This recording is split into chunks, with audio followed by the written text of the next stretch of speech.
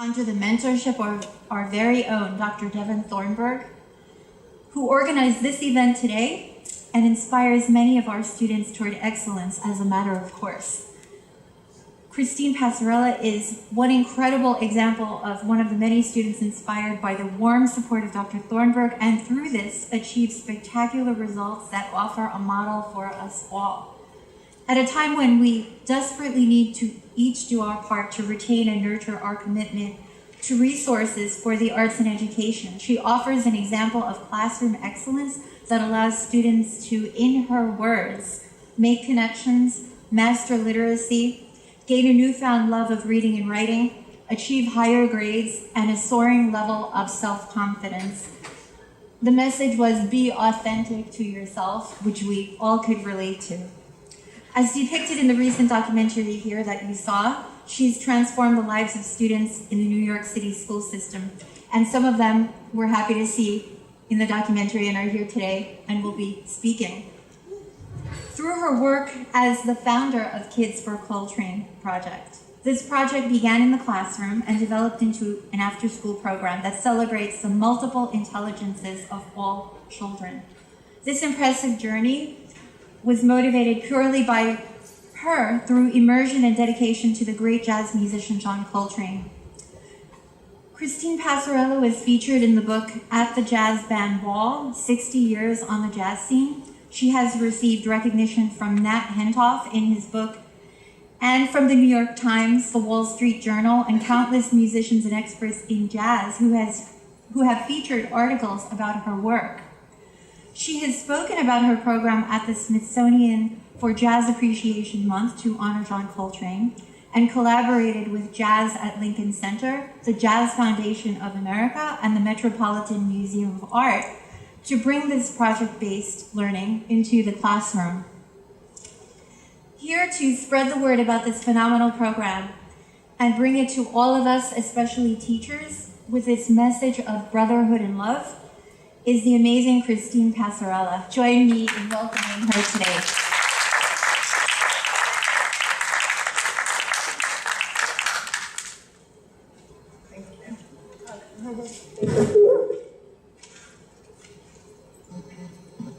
Thank you so much.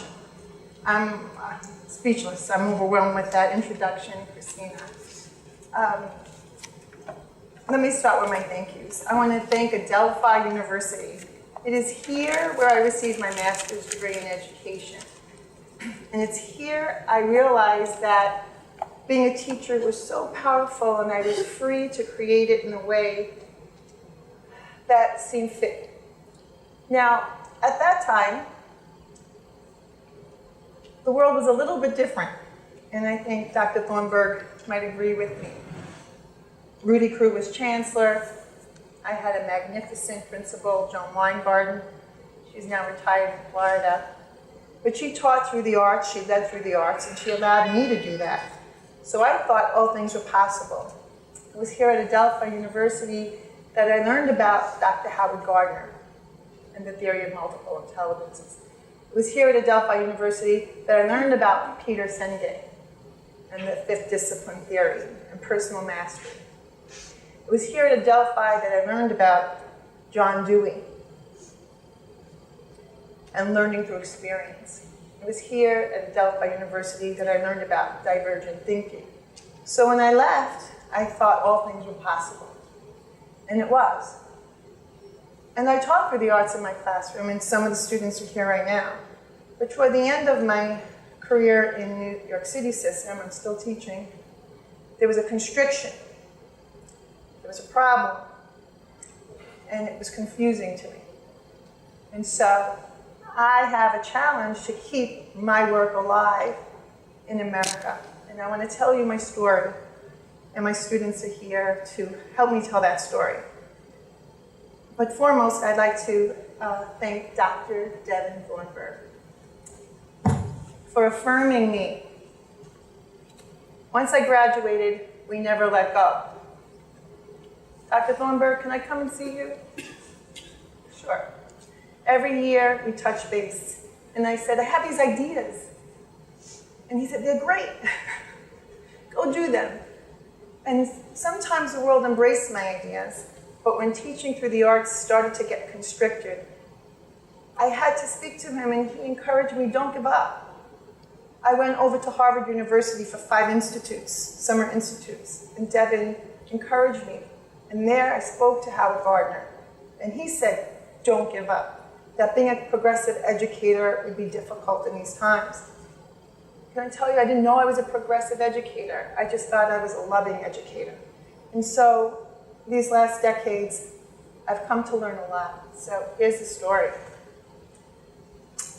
This man is John Coltrane. He came into my life in a way that is only miraculous and spiritual. I hope I make him proud right now. When I was 10 years old, John Coltrane left the earth. I never met him. I didn't know his music. The children and I, we came together with his music. And John challenges us. When there is something we think could be better, we must make an effort to try and make it better. It's the same socially, musically, politically, in any department of our lives. So as a teacher, when everything was great, it was so wonderful.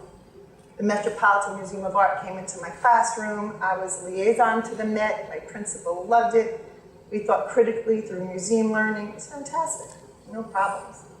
All genres of music flowed into my room. Let me tell you a little about John that I learned over time, because I do a lot of research. My friend Judy will tell you.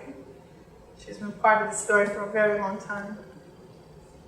I had a lot to learn, because whatever my education was in the American school system back in Brooklyn, there was a piece missing about the African-American story.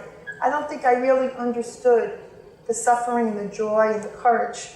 But over time, through John Coltrane, I learned. And so John Coltrane was a brilliant musician, but he stood on the shoulders of his ancestors. Not only the slaves who suffered, the people who came after.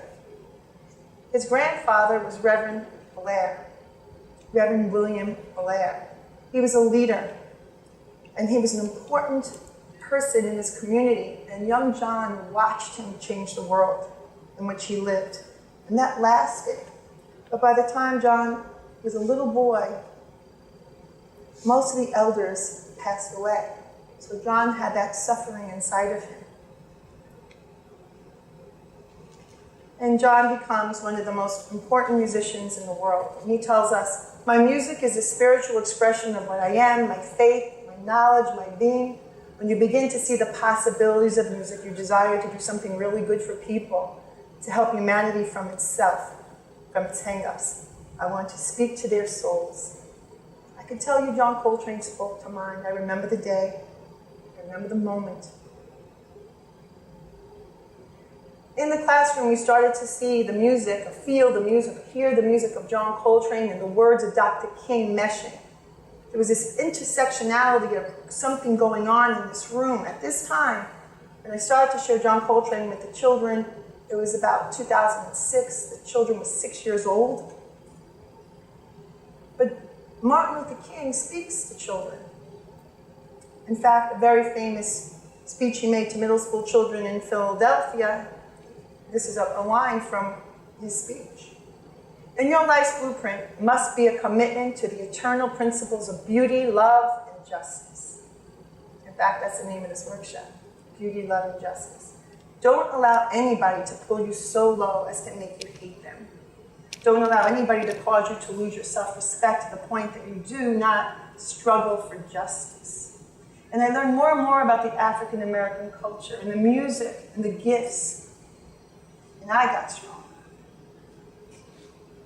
And John's music made me stronger. I never even thought about whether or not they understand what I am doing. The emotional reaction is all that matters. As long as there is some feeling of communication, is it necessary that it be understood? Emotions in education. It's a famous neuroscientist, Dr. Emma Gang. She tells us, and this goes out to the young teachers out there and future teachers, emotions allow us to use our knowledge in ways that will be culturally appropriate and useful both in school and outside of school. Emotions are not add-ons that interfere with cognition, Instead, they are a foundational element of the way thinking and learning happen. Emotions involve the self and the body, and therefore, so should schools. All schools. Not just schools that the young Trump, I forgot the little boy's name. Baron Trump. I did research on this lovely young boy. He goes to a fabulous school on the west side. The arts are alive there. Are they alive in all the children's schools? The emotions are potent, they're powerful. John Coltrane's emotions were in our classroom. And my students will tell you the love of learning was in the classroom. It made a difference. And this I did not know. As my children and I were creating the kids for Coltrane, we did not know this. Right before Coltrane passed away, he said to his friend Yusef Latif, could you help me find a place in which I could bring children to listen to music, meditate? I really want to do this. But within weeks, John Coltrane passed away. And let me tell you something. There is no doubt in my mind, anyway, that these young people here and many others that are kids for Coltrane are doing John Coltrane's work. The Kids for Coltrane is a project, a program that brings jazz to our children. They learn about American history, equality, character education, and the arts. By doing this, they become invested in literacy, creativity, compassion, curiosity, and courage. We saw a connection with John Coltrane's life to our lives. He wrote about a love, Naima, his best friend, Sonny Rollins. He wrote about his cousin Mary. He wrote about a beautiful place he lived called Central Park West. He wrote about his birth. He was born in time of the equinox. And he wrote about tragedy and heartache in Alabama. So we explored more. We went on trips. We learned about more musicians, such as Louis Armstrong. We went to the Metropolitan Museum of Art on trips, questioned, studied, had a great relationship with them. We used that art in the classroom. We studied Picasso and Vincent van Gogh and Georgia O'Keeffe. And this was in a regular classroom. We infused it throughout the day. Parents liked my work. They said, can we have Miss Passarella again? So now that first group of children, I had another year. We looped them. And the educators know what that means. It's terrific. So we kept going. We decided we wanted to dance. We didn't have money for ballroom dancing. So we asked Esther, who's here, if she could choreograph some dances for us. She was 6 years old, and she did. She taught us how to do ballroom dancing. Eventually, we got a little bit of money, and we got a professional teacher, right? But then, that first show, that was Esther's dancing, and we all did it. This is our classroom. If you could see the back, we have decorated a little bit uniquely. We have Coltrane and Miles Davis and so many other greats. Look at the joy in their face. But you see that letter? We were learning about persuasive writing. Well, we decided we wanted to persuade President Clinton to listen to us. So we wrote him a letter.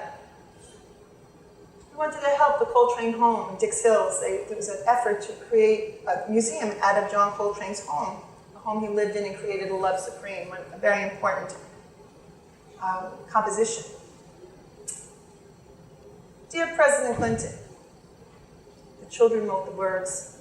I helped them out, sent it over. Within 3 days, President Clinton wrote back, and he said, I want to help. It's pretty amazing, because I'm sure he gets a lot of letters. That's pretty good persuasive writing. He wrote to Yoko Ono. We were singing her husband's song, Imagine. She wrote back. She sent us gifts. Wynton Marsalis heard about us. He sent us fantastic material.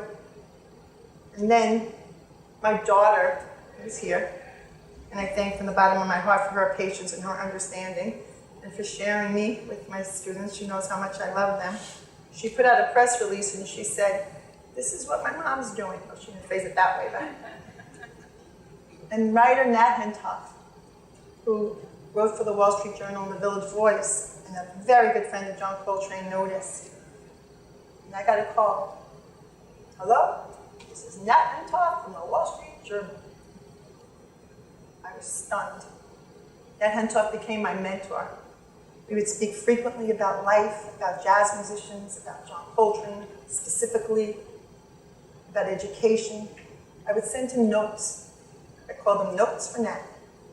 And I would pour my heart out, and he would call me back. And he affirmed me, just like Dr. Thornburg did. And it made a difference.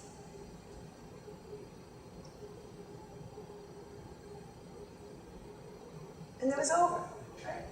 2 years, we had it ended. It was great. We did a show, it was wonderful. We raised money for the Coltrane home. But then I got this letter. Take a minute to read it. From one of my students, Andrew Ortez. What we had done for about 2 years was going further and further and further from thinking inside the box. Diane Hobbs, the principal at the time, was right. You do think out of the box. Everything you want to do leads to this and that and this, leads to fun.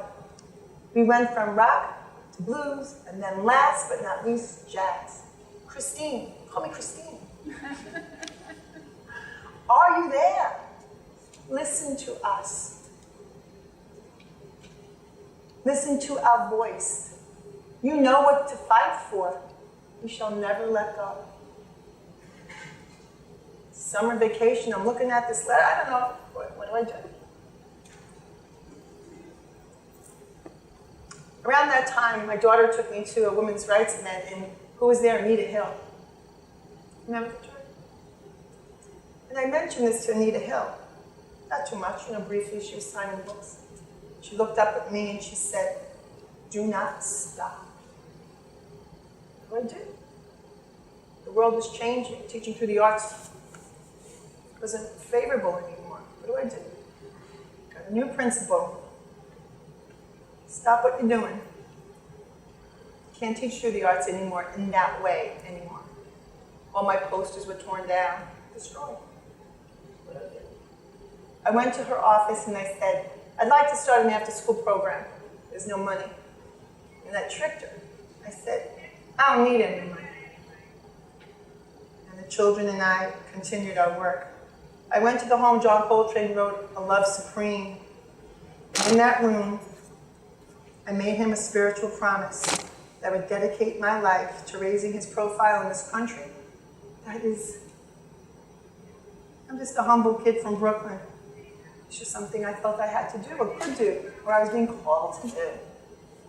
And whatever he wanted me to do, I didn't know what it was, but I would find out. And so the after-school programs grew. Children came. We were happy. We were free. We had programs. We did songwriting. We invited Ruby Bridges. Luckily, the school, the PTA, was able to bring her in. She told us a true story of segregation. Step by step. It's hard to hear. I was in tears. Beautiful woman. And if you don't know who Ruby Bridges is, I don't have time to share, but Google it. Jazz musicians came into my classroom, called Wendy Oxenhorn at the Jazz Foundation of America. No problem, Christine. What do you need? I need musicians to come to my classroom every month. Could you do it? Yeah. And there they were, every month. These phenomenal jazz musicians shared their music and their life stories with my students. And we did that for years. The parents appreciated what I did. They nominated me for a New York City Big Apple Award, which I appreciated. And my mentor, Nat Hentoff, decided to write a book about 60 years of his life. And he called me, Christine, your work with the Kids for Coltrane will be in the last chapter. Really? Because it gives me hope for the future. And I would say to you, it maybe gives them hope, but the hope is really the action of the students, who they are. They are hope. You are hope.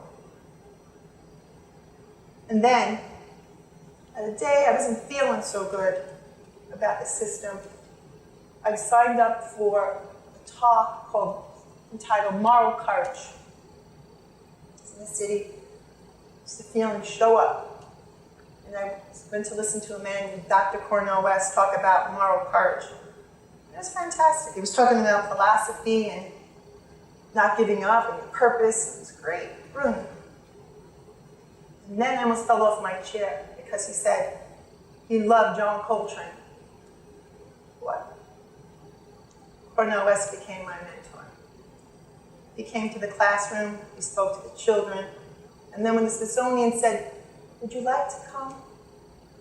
Joanne Stevens from the Smithsonian, I met along the lines, along this journey, said, Christine, would you come and speak? The anniversary of the Love Supreme, the 50th anniversary of Love Supreme. I was invited to speak. There were only 2 or 3 people there speaking, and I was one of them, to tell the story about the children and their journey. Cornell was in the audience, and he got on stage as well, and we had this wonderful dialogue. And that's John Coltrane's saxophone. I think you can see the glow from the saxophone on my face. I was just beside myself. I became friends with the Coltrane family, specifically Ravi Coltrane, who supports my work, encourages me, and I hope to honor his father. I always communicate with Ravi so he knows what we're doing. Along the way, in my journey, I met people like Harry Belafonte. I was at his apartment, talking to him about people who inspired him, like Paul Robeson. I got to read the letters on his wall and what he went through. And of course, he was MLK's, one of his best friends. So I got more affirmed, more encouraged to not stop. And now I work with the children monthly in the library. On their own, they come, we chat, we talk about life, their journeys, their plans, their dreams, Coltrane, whatever way we can help each other. And they show up every month. There's plans in the works to bring the kids from Coltrane to other venues. We're working on that now. We're going to be in Long Beach with the Arts in the Plaza program. And I'm talking to the Coltrane family and a few other people right now, so we'll see where we land. But yeah, Andrew challenged me to think out of the box, continue it. He is now an award-winning student studying in Europe in high school. That's him on the right. And that's Stephen, his friend, on the left. He's also an honor student. And the legacy of the Kids for Coltrane continues to this day. And Jada is in the audience. Jada, where are you? I'm all the way in the back. I don't know. Lisa.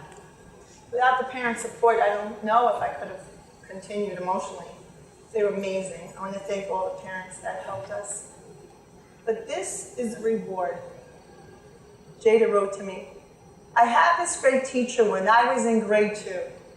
There is nothing in the world that she felt I could not do. I loved to go to school every day just to hear what she would say.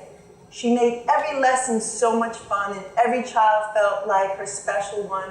We learned a lot without even knowing, developing our character as we were growing. Now that I am 10 and going to 6th grade, the memories of her class still did not fade. She helped the class to realize that they were all great. She told us to love peace and never hate. She loves sparkles, glitter, and anything sweet. She is the best teacher that you could ever meet. That's what it's all about. That's what teachers do. That's why we're here. So we make that difference. And to the young teachers out there, make that difference. Be Coltranean. See the uniqueness in every child. See the love that we must bring to this world, that Martin Luther King loved, the radical King love. Not the MLK love on his day that we celebrate in America, but MLK Day every day. That courageous love that Coltrane tells us about through his music, MLK tells us about with his speeches. And in the event you don't know what they are, pick up The Radical King, introduced by Cornel West, edited by Cornel West, and my name is in the back of the book. It's a wonderful book with MLK's words. You can really learn about who he is, not about what Cornell says, the Santa classification of MLK, but what it really takes to change the world. And this is to the teachers out there who are listening. Don't let this system crush souls. If you're in a great school, God bless you. But if you're not, help change the world. And so, my mentors, Dr. Devin Thornburg, who I'm going to talk about in a minute, Cornel West, and Nat Hentoff. This is a moment I introduced my two mentors to each other. I'm almost done, so I'm going to wrap it up. Nat says, what makes Coltrane one of the most interesting jazz players that he's not apt to ever stop looking for ways to perfect what he's already developed and also to go beyond what he knows he can do. He is thoroughly involved with plunging as far into himself and the expressive possibilities of the horn as he can. So am I. So are they. Are you? Cornel West tells us, music at its best is a grand archaeology into and the transfiguration of our guttural cry, the great human effort to grasp in time our deepest passions and yearnings as prisoners of time. Profound music leads us beyond language to the dark roots of our scream and the celestial heights of our silence. That's my mentors. Do you think I'm transformed when I'm affirmed by great people like that? The answer is yes. And this gentleman, Dr. Devin Thornburg, who received the Kids for Coltrane Nat Hentoff Humanitarian Award. Devin, I would not be here doing this work if you didn't affirm me, if you didn't say, Christine, it's okay to be different. Don't give up. It's worth it. The hardships, the joy, never stop. I don't know how to thank you. I don't know how to thank Adelphi. But Kids for Coltrane is yours. It's ours. It's theirs. It belongs to the future. And so, last but not least, we look at my friend John Coltrane. I teach little 4-year-olds now. I tell them, when they listen to the music, I say, my friend John Coltrane, because how can I tell them that he's not here anymore? Just say, my friend. I consider John Coltrane my friend. And he challenges us. Truth is indestructible. It seems history shows, and it's the same way today, that the innovator is more often than not with some degree of condemnation, usually met with some degree of condemnation, usually according to the degree of his departure from the prevailing modes of expression, what have you. Change is always so hard to accept. We also see that these innovators always seek to revitalize, extend, reconstruct the status quo when they're given fields whenever it is needed. That's John Coltrane. He was an innovator. He was courageous. He was Coltranean. I challenge you all to be Coltranean. Change the world. Thank you.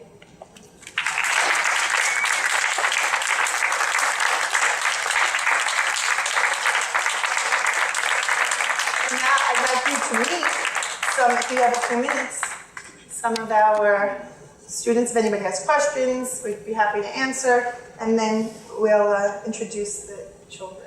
Anybody have a question about the work? If not, we could just talk to the kids.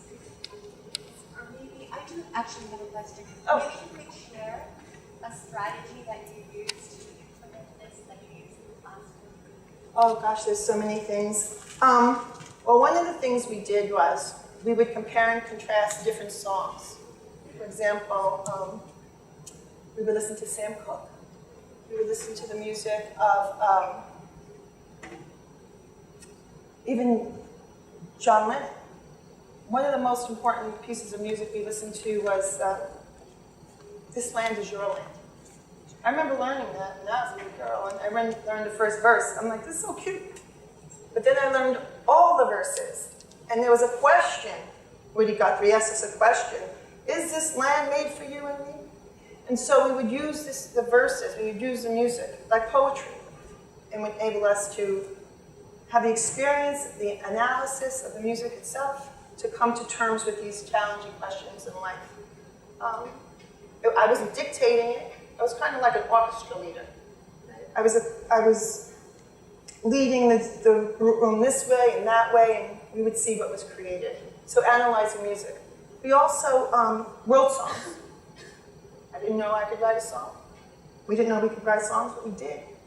So we came up with lyrics. Musician friends of ours shared their songs. We put them together and we put on shows. So every year we had a phenomenal show, which was wonderful. Teaching through the arts, we would study Picasso. It's okay to be different. You don't have to be the same. Your work is great. We'd also learn that, and it's great because inside of us we were sharing our greatness, our emotions. But also we learned to be kind to one another, to affirm each other, right in the classroom. So that was all part of it. We also did some critical thinking where we would get the primary knowledge and read the diaries of certain people. And it was rooted in context at the time, but by listening to the primary knowledge, the kids were able to come up with their own conclusion, whether a person was good or bad, or if they were good leaders, and so on and so forth. So it was just that kind of critical thinking. But thank you for the question. So maybe what if you would like to share your experiences? Hassan, do you want to read your poem? Do you have your poem? Because Hassan was in the movie. And Hassan, do you want to stand? Sure. And face your audience. Now, Hassan, do you want to tell your story about, tell your story first, Hassan, about how you developed your poetry. Okay, so I remember writing my first poem before I met Miss Passarella, and I kind of liked poetry, but before I wrote my first poem, I hated poetry. I couldn't stand poetry. Every time in class they said, do an assignment on poetry, I'd be like, oh, I hate poetry. Can't do it. And now, I have my own blog and I'm writing poetry all the time. So what happened was one day I felt very lonely during my lunch period. My friends were all very busy and I had nothing to do. So I came up, through 2 months, I had a diary where I wrote several poems. So during my lunch period, I came up to Miss Passarella, and this is the time that it changed my entire pretty much life, I would say at this point. I've never expected to write poetry, and when I showed her my work, she was amazed. I didn't expect a reaction, and that's pretty much the birth of my poetry, my writing. That's the birth of how I became a kid for poetry. And here I have a poem that's based on beauty, love, and justice. And I'll start. And it seems so, you may not know, the tragedies of others round the world. Oh, what will suffice for what's left of mice and men? When will we abandon the hate shared by our parents? When will we learn to address what we yearn? Justice it is. Peace it is. Love it is. But why do we see what's not meant to be, happening to you and happening to me? We live on one earth, a speck in the universe. And in this speck, there is more hatred than there is pain in the neck of a passionate patriot who holds his head high, truth against lies, sees with both eyes. Because in his heart, there is more love than there are webs of stars in the skies above. In his mind there lies memories of cries, the begging of the forgotten, the manipulation of the rotten, the hurt of a motherless child, the pain of a childless mother, the loss of a homeless soul, and the vacancy of a soulless home. Words are power when passion is present. Oppression begins with mindless torment. Lives in your hands, people at your feet. How do you stand to tolerate defeat? When ruling through love, people still fear. But let it be clear, this fear is different. Would you want your beloved to be upset with you? No, indeed not. You'd be afraid to lose that beautiful trust, that relationship and bond. The fear of losing a beautiful bond, an elegant relationship. The fear of being the only fish in the pond, a loss of companionship. This fear stems from love, not from hate. It comes from above, at heaven's gates. This is the love we should share with each other. The love for a father, brother, mother, and daughter. This is the love we should use to spread justice. This is the love used to demolish malice. We join hands together and fight through the storm. Angels, light as feather, we spread light in every form. It is hate and evil that we shun, while we bring all our worlds as one.